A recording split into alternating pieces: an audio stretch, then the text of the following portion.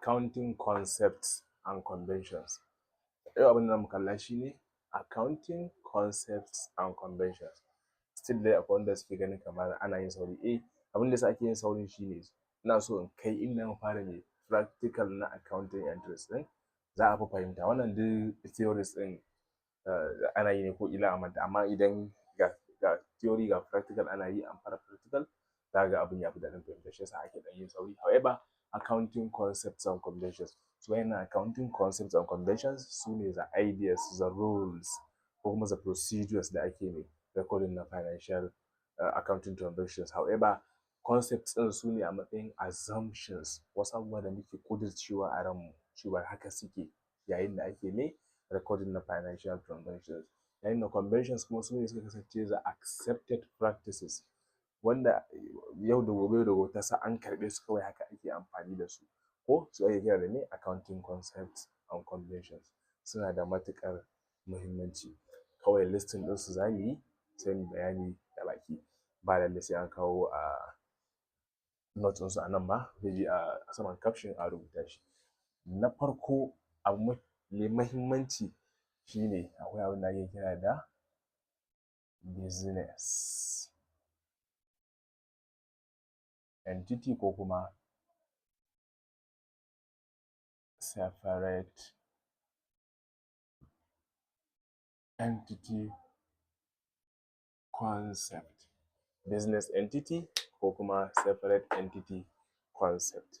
Business entity ko separate entity concept abin da yake nufi shine, misali mu ɗauka mu ce ga Mark Zuckerberg mai Facebook ko, ga Meta, misali a ce ga Aliko Dangote, ga kuma Dangote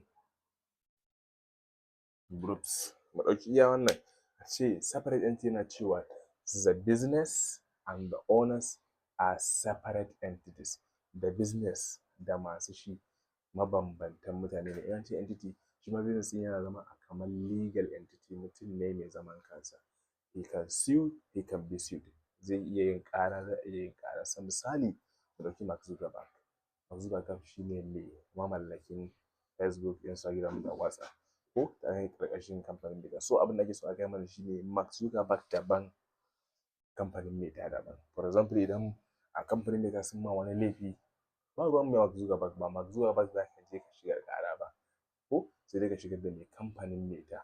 In ka shigar da kamfanin Meta ƙara, maybe idan Mark Zuckerberg shi ne CEO ko kuma yana da wani wakilci, maybe shi ne za ka gan shi ma a wajen proceedings. Amma idan kawai mallaka yayi, then is separate entity. Ka ɗauka a matsayinka, ana misali kana juya miliyan 10 ko sai ka ɗauki 100,000 kai buƙatar kanka daga masu wannan, that's an offense. Ana gaya maka ko a fa kuɗinka ba ne, kuɗin business ne. Kuɗinka kai ka saka shi amma separate entity, da business da kai abu ne mabambanta. Haka Aliko Dangote daban, Dangote groups daban. Aliko Dangote daban, Dangote, that's what the first idea is, separate entity. A koyaushe ka dinga ji a ranka fa da kai da kake da business ɗin da fa business ɗin mabambantan mutane ne. Business ɗin kaman daban, kai ma daban. Haka zalika a matsayinka na accountant ka ɗauka da a ce accountant da kai Dangote da Dangote groups mabambantan mutane ne. That's what separate entity. Wannan assumption ne kawai ka ɗauka a ranka haka yake. Abu na gaba shine za mu ce going concern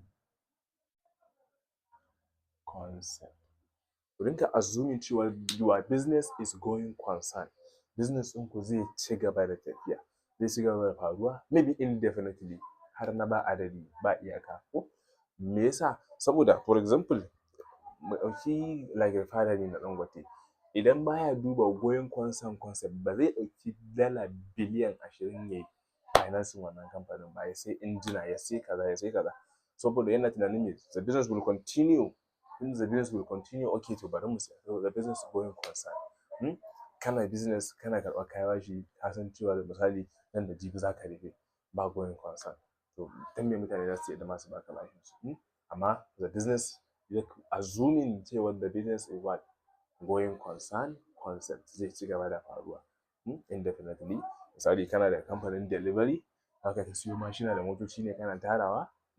No, you don't do that. In babu going, amma kana da ji a ranka, yes, my business is going concern, zai ci gaba da faruwa, that means going concern, sai ka procuring na more assets na more services. Bayan going concern concept, za mu iya cewa number 3 akwai money measurement.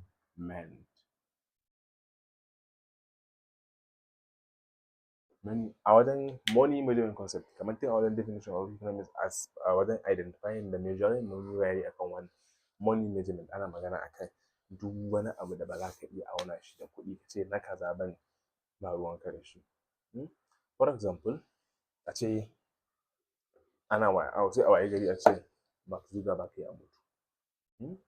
This one is very important to Meta, amma kuma me, Meta continuous, za ta ci gaba da faruwa ko.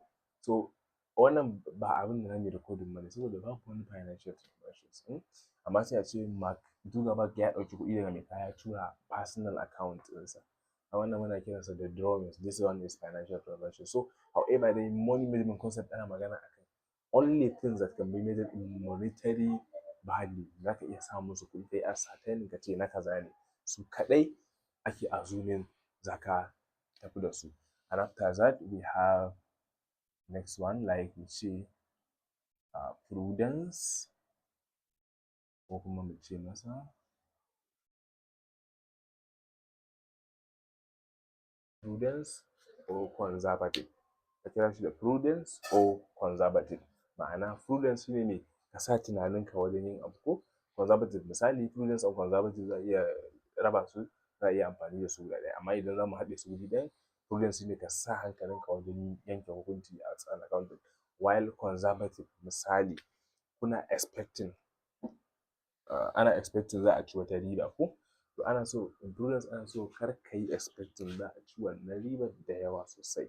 Amma idan faɗuwa ce, misali a ce kuna expecting za a ci like 12 million as a riba, so conservative yana cewa to lower that expectation, ko at least bar expectation ɗinku a ina, a 10 million.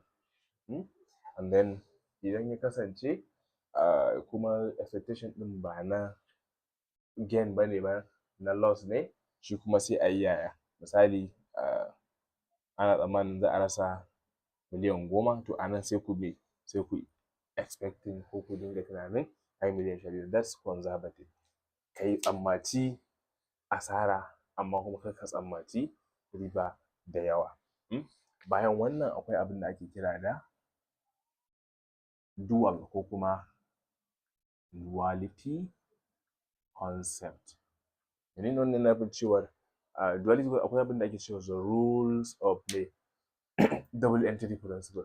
Double entry principle tana gaya mana cewa kowane irin transaction must affect two accounts, dole sai ya shafi mutum biyu, ma'ana da mai karɓa da mai bayarwa. Yanzu a ce an zo an sayi kaya like katan 10 a gurina, to kaga da mai karɓa ne da mai bayarwa, ɗaya ya bada kuɗi, ɗaya ya karɓi kuɗi. So dual kenan.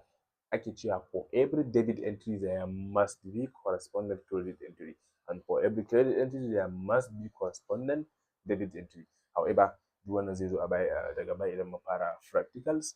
Bayan duality concept akwai historical cost. Historical cost, a ce muna business, muna shagon ɗinki ko muna da shagon ɗinki, mun sayi keken mu akan naira 200,000.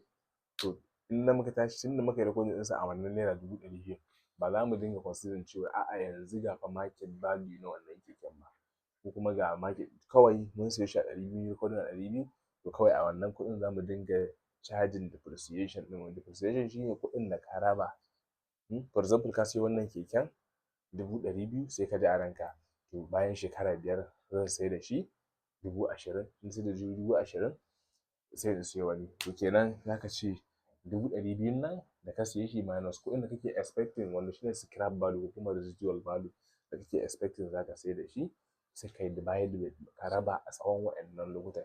Maybe za ka gane kullum ma a nawa kake amfani da shi. Misali a ce ka sai almakashi a shagon ɗinka, ka sai almakashin 1,000 zai shekara guda, in ya shekara guda a bar shi ma ka sai da shi naira 100, meaning yanzu naira 900 a shekara guda. In ka ga dama ka rubuta 900 times 365 ka raba ta a kullum shi wannan almakashin naka a matsayin nawa kake amfani da shi. Ba ruwanka da wai bayan ka siya almakashi ya tashi ko ya faɗi. Historical cost, asalin kuɗin da ka siye shi, shi zai ta bibiyar ka. Sai za mu ɗauki abu na gaba mu ce clean this.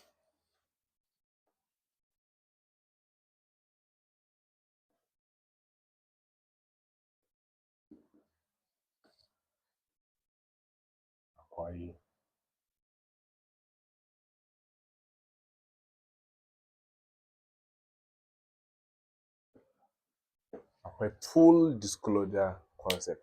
Wannan ko yana magana a cikin cewa duk wani abu mai mahimmanci a wannan dole za a yi za a yi disclosure ɗinsa, za a buɗe shi ga mutane su gani ko in gwamnati ce za a buɗe mata gani, in mutane ne, in yan kasuwa ne, in users of accounting information ɗin nan dai duk wani abu mai shi full disclosure za a buɗe musu su gan shi.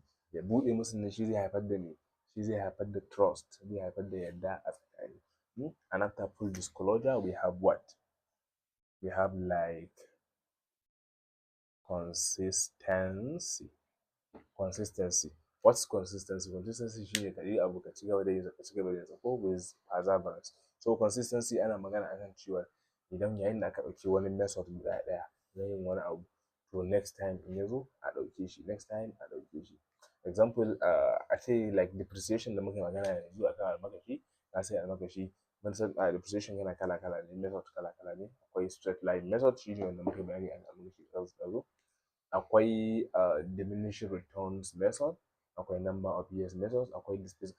To in ka ɗauki method guda ɗaya, to ana so ka ci gaba da amfani shi wannan method. Haka zalika in stock valuation ne, ana so ka ci gaba da amfani da shi.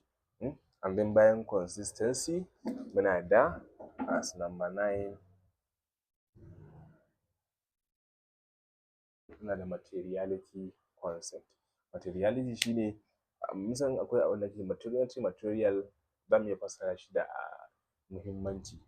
To materiality concept ya danganta da muhimmancin abu. Idan akwai abubuwan da ake kira da expense ko kuma procuring na asset. Akwai for example mun biya albashi wannan kawai expense ne ya wuce. Amma muka siyo mota ta business. Motar business is a fixed asset. Za ta ci gaba da amfanar mu as a going concern. So idan kuɗin bai da yawa, to kawai za mu iya written up ɗinsa as a what? As Joe's expenses. Idan kuma kuɗin ya kai da yawa da zai affect, sai mu written up ɗinsa as what? As an asset.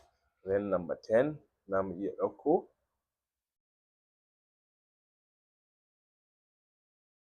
accrual concept. Accrual concept na magana akan akwai abin da yana da cash basis ko kuma accrual basis. Accrual concept yana magana akan, for example, duk wani in aka ce wannan misali a ce wayannan duk accounting periods ne daban, to a ce muna akan wannan ko to akwai wani bashi da ya rage a wannan accounting period din, sai aka biya shi a nan, to za mu cire shi daga nan mu maida shi nan, saboda a nan yanzu iya ribar da take nan ko faɗuwa su muke so mu ascertain. Ko kuma a ce akwai abin da ake kira prepayment wanda zai bamu wani kuɗi sai ya biya har na nan da na nan. That means in muna lissafi a nan za mu cire na nan ɗin da na can. Shi ne accrual concept. Idan akwai bashi a baya za ka cire shi, iya lokacin da kake iya shi da kai amfani da shi. But that's what accrual concept. Wayannan guda goma like business entity ko kuma separate entity, going concern concept, money measurement concept, prudence or conservative, dual or duality concept, historical cost, full disclosure concept, consistency, materiality, as well as accrual concept. Guda goma kenan daga cikin ne accounting concepts and conventions. A darasi na gaba za mu fara kawo practicals na me daga source document zuwa da subsidiary books yadda ake accounting entries na su.